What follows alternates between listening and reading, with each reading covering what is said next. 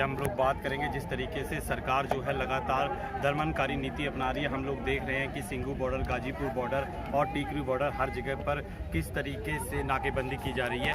Madam, आप किस तरीके से ये देखती हैं जिस तरीके से नाकेबंदी नाम पूछ लो पहले कर दिया है, उन्होंने इंटरनेट की व्यवस्था बंद कर दी है। तो वो क्या सोच रहे हैं कि यहाँ पर इंटरनेट की व्यवस्था बंद कर दे तो यहाँ पर जानकारी नहीं पहुँच पाएगी। यहाँ पर आप देख सकते हैं जितने भी आसपास वाले घर हैं उन्होंने अपने वाईफाई के जो पासवर्ड लिखे घरों के बाहर लगा दिए हैं। जो पहले इन पर भांडा फोड़ रहे थे ना, इन्होंने ही मतलब कि वो पत्थरबाजी की है सिंघू बॉर्डर पर। ये पत्थरबाजी कैसे कर सकते हैं जिन्होंने खुद ही वाईफाई के पासवर्ड बाहर लगा के रख दिए कि आप वाईफाई यूज़ कर लो। सरकार से तो हम उम्मीद नहीं करते। सरकार जो है तानाशाही सरकार है, जो तानाशाही बरत रही है। इनको कितनी बार कहा है कि किसान तब तक वापस नहीं जाएंगे जब तक आप तीनों काले कानून वापस नहीं करते। फिर भी जो तानाशाही तरीके से आंदोलन को खराब करने में लगी हुई है कि किसी तरह से आंदोलन इधर देखो, जो आंदोलन तुझे खराब नहीं होगा तो सरकार को ही मानना पड़ेगा, सरकार को ही पीछे हटना पड़ेगा। किसान जो है एक पक्का निश्चय लेके आया है यहाँ पर, तो तब तक किसान वापस नहीं जाएगा जब तक ये तीनों काले कानून वापस नहीं हो जाते। क्या लगता है कि लोगों की सहानुभूति आपके साथ ना बने इसलिए ये इतने बैरिकेड लगाए जा रहे हैं? क्यों किया जा रहा है ऐसा? वो कहते हैं ना कि जितना सच को दबाया जाता है उतना ही उभर के बाहर आता है। तो इन्होंने दबाने की कोशिश कर रहे हैं, जो नेट बंद कर रहे हैं, बैरिकेड्स लगा रहे हैं, इन्होंने बंद करने की कोशिश की। 28 का भी आपको पता है कि यहाँ पर पूरा आंदोलन चुकवाने की इन्होंने पूरी कोशिश कर दी थी, लेकिन क्या हुआ, जितना इन्होंने दबाने की कोशिश की उतना उभर के बाहर आया है। लोग ट्रॉलियां से ज्यादा भर के आ रहे हैं, जितनी भीड़ पहले थी उससे ज्यादा भीड़ आप देख सकते हो कि यहाँ पर भीड़ बढ़ती चली जा रही है, बढ़ती ही चली जाएगी, भीड़ कम नहीं होगी।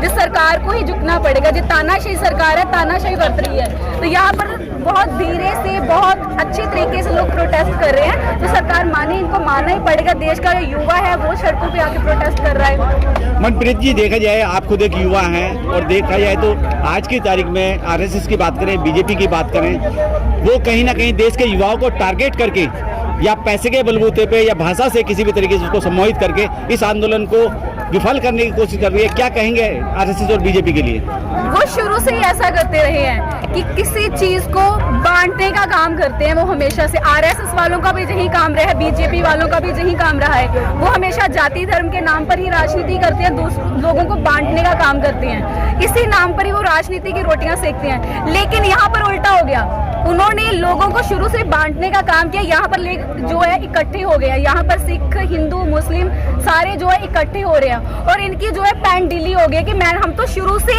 लोगों को बांटने का काम करते हैं, यहाँ पर तो देश इकट्ठा हो रहा है। इनकी जो राजनीति वो उल्टी पड़ गई और यही आंदोलन है जहाँ पर देश इकट्ठा हो रहा है। और मैं तो एक तरफ से वैसे जो आरएसएस वाले हैं, बीजेपी वाले का थैंक्स भी करना चाहती हूँ कि जिन्होंने इस आंदोलन की वजह से पूरे देश को इकट्ठा कर दिया है। यहाँ पर पूरा देश इकट्ठा हो रहा है, पूरे भारतवर्षीय लोग यहाँ पर आ रहे हैं, इस प्रोटेस्ट का जो है हिस्सा बन रहे हैं। अच्छा मनप्रीत जी, देखा जाए अगर छात्र अपने हक की बात करता है तो उसको जो है कहीं ना कहीं उसको भी नक्सलाइट बता दिया जाता है, सिख आंदोलन करता है तो उसको खालिस्तानी बता दिया जाता है, मुस्लिम आंदोलन करता है पाकिस्तानी बता दिया जाता है। लेकिन सोचने का विषय है कि बिना जाति धर्म के, बिना किसी भेदभाव के यहाँ किसान आंदोलन में सभी जाति धर्म के लोग शामिल हैं, लेकिन सभी लोगों को इस देश की सरकार ने या सरकार के नुमाइंदों ने फिर आतंकवादी बता दिया। क्या कहेंगे आप? इनका तो काम है शुरू से यही है, बस यही असली देशभक्त हैं। जब वो इनका विरोध करता है उन्हें जो देश विरोधी बता देते हैं। जो आप बीजेपी वालों का, आरएसएस वालों का विरोध करेगा ना, वो कहेंगे जो देशद्रोही है, जो इस देश के ही नहीं है। असली देशभक्त ये है क्या? ये तो खुद किसानों की रोटी भी नहीं खाती, ये अफगानिस्तान की काजू की रोटी खाती है। इन्हीं किसानों की रोटी का क्या स्वाद? जो इनका विरोध करेगा उनको देशद्रोही बता दिया जाता है। खुद ये 3-3 बार कपड़े बदलते हैं, बाहर देश घूमते हैं, देश घूमने का इनके पास टाइम है, लेकिन यहाँ पर किसानों से मिलने का इनके पास समय नहीं है। यहाँ पर आके एक बार भी इन्होंने किसानों से मिले, आके उनकी प्रॉब्लम समझी, मन की बात करते हैं, अपनी मन की बात करते रहते हैं। कभी किसानों की तो मन की बात सुनी नहीं, किसान कहना क्या चाहता है इनसे।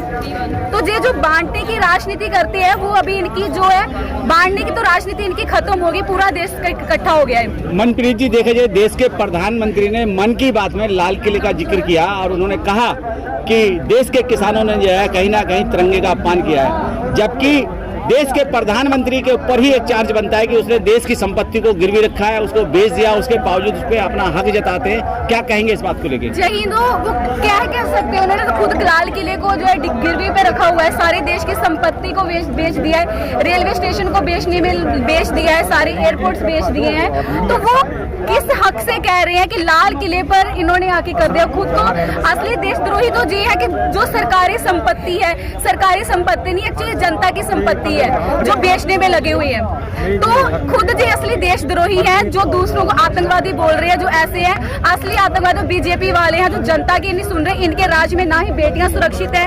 हम 20 साल के हम विद्या कर रहे हैं, हमारी एजुकेशन चल रही है और हम वहाँ पर जो अपनी स्टडी छोड़कर यहाँ पर सड़कों पर बैठे अपना हक मांगने के लिए, तो किस हक से जी ऊपर बैठे हैं, सत्ता पर बैठे हैं कि जो देश के युवाओं को रोजगार तक नहीं दे पा रहे, देशियों को बेटियों को सेफ्टी तक नहीं दे पा रहे और देश को बेचने में लगे हुए हैं। तो इसको हमने प्रधानमंत्री किस लिए चुना था?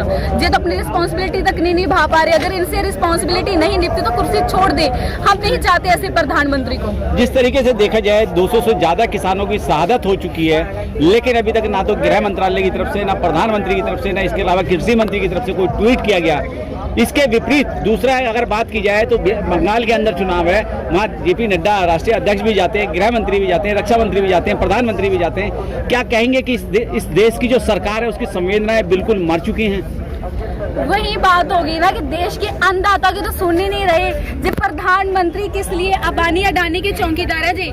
अगर यहाँ पर देश का अन्नदाता सड़कों पर आके बैठ गया है, वो कहते हैं ना जिस देश का अन्नदाता खुशहाल ना हो वो देश कभी भी खुशहाल नहीं हो सकता।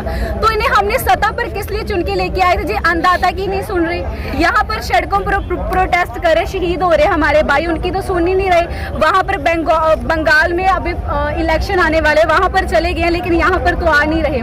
तो इनसे यही है कि यहाँ पर देश की महिलाएं भी आई हैं, देश का यूथ भी आ गए, अन्नदाता भी आ गए, सारे आके सड़कों पर बैठी हैं। तो आपको इनकी सुननी ही पड़ेगी क्योंकि आपको 2 बार विश्वास किया, आपको चुन के सत्ता में लेके आए हमने।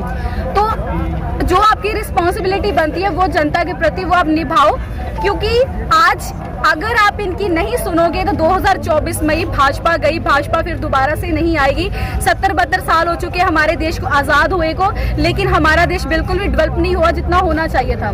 तो जो सत्ता में जो सत्ताधारी जो सरकारें बैठी है जो देश को लूटने में लगी हुई है पूरी तरीके से, यही बात होगी ना फिर। अच्छा मनप्रीत जी, एक बात और मैं कहना चाहूँगा, जिस तरीके से मीडिया में 2 दिन से दिखाया जा रहा है कि 6-6 इंची लंबे सरियाँ कीले बॉर्डरों के आसपास में लगा दी गई हैं कि जिस तरीके से कि ट्रैक्टर अंदर ना घुस जाए, क्या आपको नहीं लगता कि ये जो अंधी गूंगी बहरी सरकार है, अगर इतना सब कुछ ये चीन के बॉर्डर पे करते, पाकिस्तान के बॉर्डर पे करते या इसके अलावा नेपाल के बॉर्डर पे करते तो हो सकता है कि हमारे देश का जवान बच जाता, लेकिन उल्टा ये देश के जवान की वजह किसान को मारने का काम कर रहे हैं। क्या कहेंगे आप?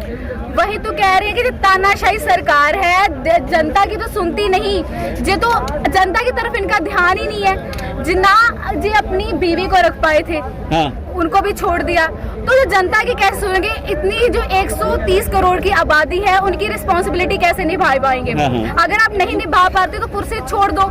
देश का जो अन्नदाता है वो कुरला रहा है, यहाँ पर ठंड में कितने टाइम से बैठा था कि हमारी सुनो, हमारी प्रति आपकी जो रिस्पॉन्सिबिलिटी है उसको देखिए।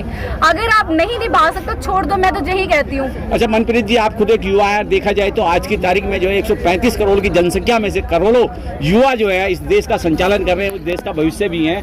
6 तारीख को जो है किसान मोर्चा की तरफ से जो है पूरे देश को भारत बंद का आह्वान किया गया है। क्या अपील करना चाहेंगे देश के युवाओं से? 3 घंटे का चल। अब वो कहते हैं ना, भगत सिंह जी ने भी कहा था कि बहरी गूंगो सरकार को सुनाने के लिए धमाका जरूरी है। और वो दो धमाका वो किसान करेगा 6 तारीख को। जो बहरी गूंगी सरकारें बैठी है उनके कान खोलने के लिए धमाका तो करना ही पड़ेगा। तो वो जो युवाएं हैं, जो हमारे देश का यूथ है, मैं उनसे यही कहती हूँ कि आप खुद आगे आओ। जो देश की महिलाएं हैं वो खुद आगे आए। जे कांग्रेस बीजेपी पार्टी कुछ नहीं करती। 70-72-73 साल हो चुके हमारे देश को आजाद हुए, कुछ नहीं हुआ। तो आप खुद आगे आए, आके कमांड खुद संभाले। इन पर हमें कोई विश्वास नहीं है। ना दोबारा से कांग्रेस को हम आने देंगे, ना ही बीजेपी पार्टी को आने देंगे। जो हमारे देश का यूथ है, जो हमारे देश की महिलाएं हैं, जो हमारे देश का किसान है, वो आगे आए और कमांड आके खुद संभाले। इन पर हमें कोई भरोसा नहीं है अभी। चलिए ठीक। Press the bell icon on the YouTube app and never miss another update.